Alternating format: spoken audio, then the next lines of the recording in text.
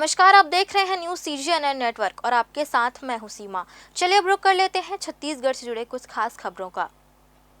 मंगलवार को महारानी दुर्गावती और अहिल्याबाई की जयंती के अवसर पर बिलासपुर में विश्व हिंदू परिषद के द्वारा मातृशक्ति दुर्गा वाहिनी कार्यक्रम का आयोजन किया गया। इस मौके पर पथ संचालन के साथ संगोष्ठी कार्यक्रम का आयोजन हुआ, जिसमें दिल्ली से मुख्य रूप से विश्व हिंदू परिषद के विनायक राव मुख्य वक्ता के रूप में मौजूद रहे। दरअसल हर साल दुर्गाष्टमी के अवसर पर विश्व हिंदू परिषद द्वारा शहर में पथ संचालन का आयोजन किया जाता है। ऐसे में इस बार भी पथ संचालन के माध्यम से दुर्गा वाहिनी के मातृशक्तियों के द्वारा यहां शस्त्र प्रदर्शन किया जाएगा। इसके अलावा अष्टमी के दिन दुर्गा पंडालों में इन सभी शास्त्रों को रखकर पूजा की जाएगी। विश्व हिंदू परिषद के द्वारा प्रतिवर्ष आयोजित होने वाले इस आयोजन में बड़ी संख्या में दुर्गा वाहिनी मातृशक्ति के सदस्य शामिल होते हैं और शहर में पथ संचालन के माध्यम से धार्मिक आस्था का परिचय देते हैं। देवकीनंदन स्कूल में आयोजित कार्यक्रम में पहुंचे मुख्य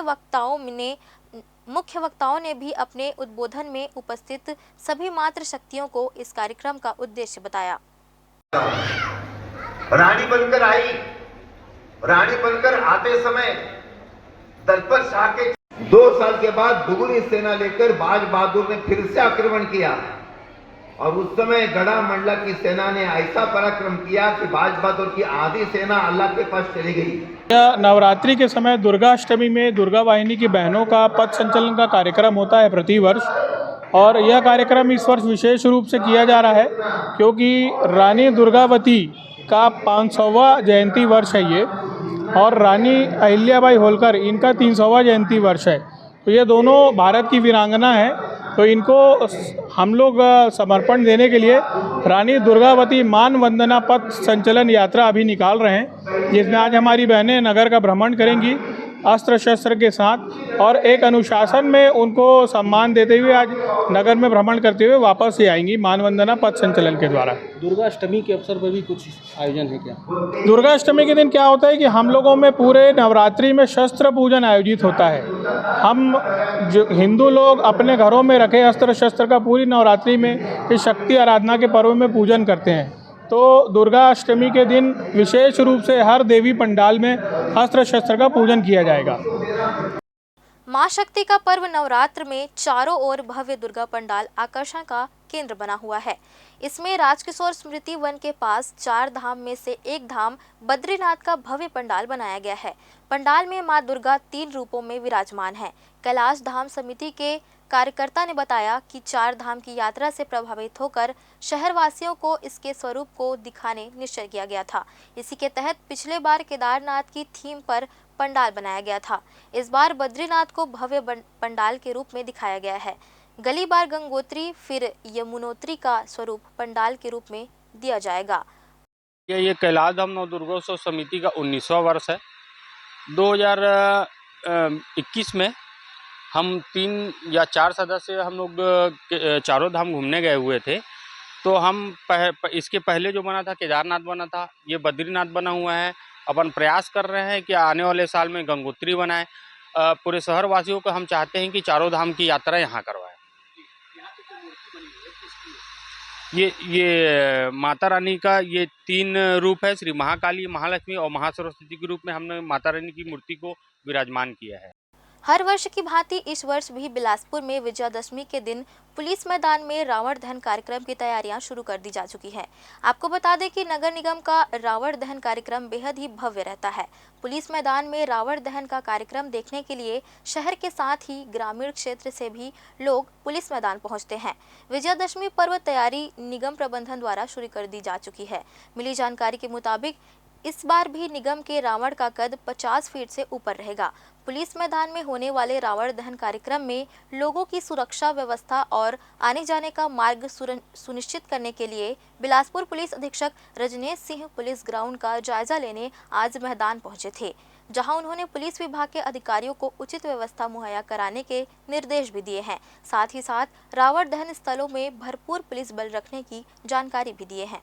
पुलिस अधीक्षक महोदय के साथ हम पुलिस ग्राउंड यहाँ आए हैं आगामी विजयादशमी के उत्सव को लेकर के किस प्रकार की सुरक्षा व्यवस्था लगाएंगे और कैसे कैसे एंट्री और एग्ज़िट होंगे और कितना बल की आवश्यकता होगी, इसके लिए जो है पूर्व तैयारी के लिए यहाँ पर उपस्थित हुए। कितने पूरे शहर के लिए है सर ये व्यवस्था? अभी पूरे शहर में जहाँ जहाँ भी दशहरा का उत्सव होता है सभी जगह बल लगाया जाएगा। यहाँ से अभी सभी पॉइंट्स पर जो है जा करके विजिट करके उसकी तैयारियों के बारे में कितने बल वो रहेंगे सर, क्या कुछ ये अब ये पूरे 10 जगह शहर में बड़े आयोजन होते हैं, सभी में बल लगाया जाएगा और पर्याप्त व्यवस्था लगाई जाएगी। बिलासपुर शहर के पटाखा व्यापारी इस बार मुश्किल हालात में हैं। नगर निगम ने बकाया राशि जमा किए बिना अस्थायी दुकानों के लिए जगह देने से इनकार कर दिया है। लगभग 4.3 लाख रुपए बकाया है, जिसे लेकर व्यापारियों में चिंता बढ़ गई है। पहले सिविल लाइन पुलिस ग्राउंड में दुकानें लगती थी, लेकिन अब उन्हें साइंस कॉलेज मैदान की जगह दी जा चुकी है। वहीं बकाया राशि को लेकर व्यापारी शहर विधायक अमर अग्रवाल से मिलने पहुंचे। पटाखा व्यापारियों ने आग्रह किया कि उन्हें पूर्व की तरह दुकानें लगाने की अनुमति दी जाए। विधायक ने भरोसा दिलाया कि दुकानों को सुरक्षित तरीके से लगाया जाएगा, लेकिन प्रशासन ने सुरक्षा मानकों पर सख्ती से अमल करने का निर्णय लिया है। नवरात्र और विजयादशमी का पर्व खत्म होने के साथ ही आने वाले 20 दिनों के बाद दीपावली का पर्व मनाया जाना है। दीपावली में रेलवे परिक्षेत्र सहित शहर के अनुष्ठानों पर पटाखा की दुकानें संचालित होती हैं, लेकिन देखने को मिल रहा है कि रेलवे परिक्षेत्र में पटाखा दुकान के स्थान को स्थानांतरित करने की बात रेलवे प्रशासन कर रहा है। अब हमारा तो सबसे पहले मांग ये है कि अभी हमको नगर निगम से एक नोटिस आया है। पिछले बार के आप लोगों को याद होगा कि हमसे 4,500 रुपये प्रति दुकान मांगा गया था, जो कि हमारे हिसाब से उपयुक्त नहीं, जायज़ नहीं था, क्योंकि हम लोगों ने ऑलरेडी पुलिस ग्राउंड मैदान में पैसा जमा किया था और 2022 में भी मैदान में वहाँ मार्केट लगा था और 2022 में भी हमने पुलिस विभाग को पैसा दिया था, नगर निगम को नहीं दिया था और नगर निगम से हमको पूरी सुविधा मिली थी। और 2023 में भी सेम कंडीशन था, दुकानें पुलिस ग्राउंड में लगी और पुलिस विभाग को हमने पैसा जमा किया 12 लाख रुपए। ठीक दिवाली के 2 दिन 3 दिन पहले हमको नगर निगम से नोटिस आया कि 4,500 रुपये प्रति दुकान आप पटाइए, नहीं तो हम दुकान उठवा लेंगे। तो हम लोगों ने असमर्थता जाहिर कर दी कि भाई हम डबल पैसा नहीं पटा सकते। तो उस समय फिर आई गई बात हो गई और उन्होंने बोला कि पैसा तो आपको पटाना पड़ेगा। अभी इस साल हमारे पास नोटिस आया है नगर निगम से कि प्रति दुकान 4,500 के हिसाब से 98 दुकान का 97 लगी थी, लेकिन 98 दुकान का 4,41,000 रुपया ब्याज के साथ पटाइए, जमा करिए बकाया। उसके बाद ही आगे की कोई सुनवाई होगी, आपको किया जाएगा। तो हमारा ये कहना है कि भाई जब 2022 में आपने नहीं लिया और हमने नहीं दिया, तो अभी देने का तो प्रश्न ही नहीं उठता, फिर डबल पैसा हमने क्यों देंगे। और मीटिंग में भी माननीय अपर कलेक्टर महोदय ने कहा भी कि भाई जो चीज़ आपकी नहीं है तो उसका किराया आपको क्यों देंगे। तो वहाँ पे उन्होंने पहले तो ज़मीन किराए के नाम से पैसा लिया जाता था, अब एकदम से उसकी परिभाषा चेंज हो गई कि भाई वो ज़मीन किराया नहीं है, व्यवसाय कर है। तो हम ये चाहते ठीक है भाई व्यवसाय कर है तो व्यवसाय कर के भी कोई गाइडलाइन होगा कि किससे लेना है, कितना लेना है, कब लेना है। भाई आप बोलेंगे इतना देना है तो भाई उसको हमको एक क्लियर भी तो हो, भाई किस आधार पे व्यवसाय कर देना है, तो व्यवसाय का ज़मीन मालिक देगा या किराएदार देगा, या देगा तो कितना देगा। अब इस साल उनका कहना है कि 5,500 रुपये हमको वो टेक कर दीजिए और पिछले साल का 4,500 रुपये बकाया भी दीजिए और प्लस जो मैदान का खर्चा आएगा वो भी आप अलग से दीजिए। तो हम लोग इतना पैसा कहाँ से दे पाएंगे। कहाँ दे रहे हैं इस बार आप? अब इस बार हम लोग ने आवेदन लगाया था पुलिस मैदान के लिए, लेकिन पुलिस मैदान से अभी तक हमको स्वीकृति नहीं मिला है, एक तरह से मना हो गया है और उन्होंने कुछ कारण भी हमको बताया कि इस कारणों से नहीं मिलेगा करके, वो लिखित में हमारे पास आया हुआ है। और चल रहा है अभी उनका कहना है कि आपको साइंस कॉलेज भेजेंगे, तो हमारा कहना है कि अभी एक तो पुलिस ग्राउंड मिलता तो हमारे लिए अच्छा है, लेकिन अगर साइंस कॉलेज भी जाना है तो एक यथोचित व्यवस्था होनी चाहिए। और अभी कुछ दिन पहले पेपर में आपके यहाँ से मतलब आया था कि निगम में गया हो, निगम से पूछा गया होगा, तो उन्होंने ये कहा था कि भाई नगर निगम का अधिकार बनता है, क्योंकि नगर निगम सारी व्यवस्था करती है, सफाई, पानी, बिजली, हर चीज़ की। तो पिछले साल हमको नगर निगम से कोई भी व्यवस्था नहीं मिली, कोई भी सुविधा नहीं मिली, जबकि इसके पहले कभी भी नगर निगम से हमको शिकायत नहीं रहा, सारी व्यवस्था होती आई है और कभी कोई विवाद की स्थिति नहीं बनी। लेकिन ये पहला साल है। अब वही अभी हम माननीय विधायक महोदय से मिलने आए हैं कि इसमें जो भी हो सकता है कि हम लोगों के साथ एक न्याय संगत कुछ भी एक फैसला लिया जाए, जिससे हम लोगों का भी हित हो और किसी का नुकसान ना हो। हम यही चाहते हैं। जैसे हमारे से जो पैसा मांगेगा, हमसे नोटिस हमको भेजा गया, सेम कंडीशन रेलवे परिक्षेत्र में भी है। रेलवे परिक्षेत्र जो है रेलवे को किराया देता है और जबकि वो आता नगर निगम क्षेत्र में है, तो उनको कोई नोटिस नहीं भेजा गया, उनसे नहीं लिया गया। तो एक तरफा ये सौतेला व्यवहार हमारे साथ ही क्यों। भाई जिस आधार पे हमसे अगर पैसा मांगा जा रहा है तो रेलवे क्षेत्र से भी पैसा लेना चाहिए, क्योंकि वो भी निगम क्षेत्र में आता है और वो लोग पैसा रेलवे को देते हैं और यहाँ पे हमने पैसा पुलिस मैदान को दिया है। तो कंडीशन सेम वही है, तो पक्षपातपूर्ण व्यवहार क्यों हमारे साथ हुआ। नहीं, रेलवे का व्यवस्था का यही है कि जहाँ काफ़ी समय से लगाया जा रहा है पटाखा का दुकान, अगर जिला प्रशासन वहीं अनुमति देती है तो हमारे पास और कोई उसका वो नहीं है, फिर वहीं पे अलाउ किया जाएगा उसको। सैद्धांतिक रूप से अगर जिला प्रशासन कहती है कि खुले जगह में लगाना, अगर ऐसा कोई कंडीशंस वो इम्पोज करते हैं तो उस कंडीशन का पालन होगा। लेकिन आदेश तो कुछ जारी नहीं हो पाया, तो क्या रेलवे और जिला प्रशासन के बीच समन्वय नहीं बन पा रहे सर इसको लेकर? नहीं, रेलवे और जिला प्रशासन का देखिए क्या है कि एक्सप्लोसिव एक्ट जो है वो अपना हैंडल करते हैं, जो उनका कार्य क्षेत्र है उसमें ना मतलब समन्वय का बात नहीं है। बात ये है कि आप अगर कोई प्रोहिबिटरी ऑर्डर निकालते हैं तो उसका अनुपालन होगा। तो अगर आपका कोई ऑर्डर आप देते हैं एक्सप्लोसिव एक्ट में कि भाई उसको खुला जगह में होना है या एक्स जगह में नहीं होना है, वो वाई जगह में होना है, तो वो पालन होगा, उन नियमों के तहत उनको दिया जाएगा। अगर आप ऐसा कोई भी प्रतिबंध नहीं लगाते हैं तो जहाँ वो लगाते आ रहे हैं सालों साल से वहीं लगेगा। बीते माह सिरगिट्टी थाना क्षेत्र के तिपरा बछेरा पारा में राहुल उर्फ आकाश सूर्यवंशी की शुभम साहू और मोहन साहू ने मिलकर हत्या कर दी थी। वहां पर मौजूद अन्य लोगों के साथ ही मृतक की बहन ने खुद इस पूरी घटना को देखा था। पुलिस ने दोनों आरोपी शुभम और मोहन को हिरासत में ले लिया था और कार्रवाई शुरू की थी। मृतक की बहन वर्षा ने सिरगिट्टी पुलिस की कार्यप्रणाली पर संदेह जताते हुए आरोप लगाया है कि पुलिस ने शुभम को तो जेल भेज दिया है, लेकिन आरोपी मोहन साहू को छोड़ दिया गया है। मोहल्ले वासियों के साथ पीड़ित पक्ष ने पुलिस अधीक्षक रजनेश सिंह से मोहन साहू की गिरफ्तारी की मांग की है। मैं अपने भाई के लिए न्यायालय के पास पहुंची थी कि न्याय दिलाने के लिए मेरा भाई राहुल सूर्यवंशी, आकाश सूर्यवंशी, जिसका मर्डर किया गया है मोहन साहू शुभम साहू के द्वारा।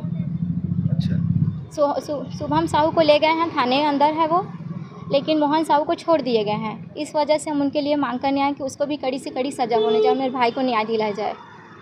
किस कारण हुई थी हत्या, कुछ पता चला आपको? उन लोग नहीं बता रहे हैं, लेकिन इंस्टाग्राम में मोहन साहू और एक